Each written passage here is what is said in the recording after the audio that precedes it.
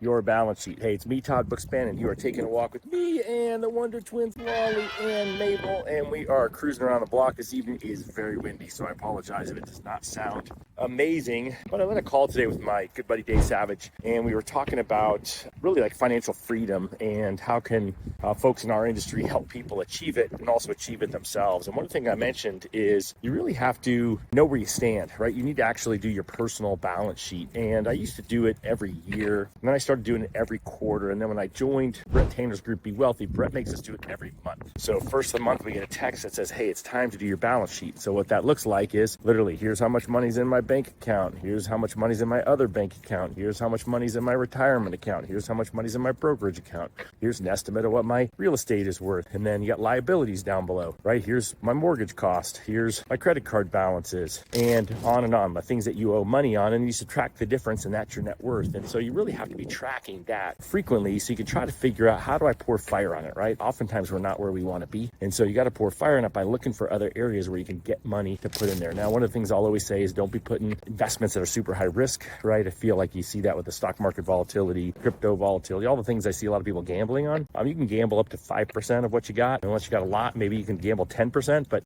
recommend going much higher than that. But ultimately, once you know what your balance sheet is, you can kind of set a goal like, hey, where do I want to be financially 5 years, 10 years down the road? And then you can really start looking at after that passive income, which maybe I'll talk about in a future walk. But bottom line is this: start doing your balance sheet every month. Thanks for taking a walk with me.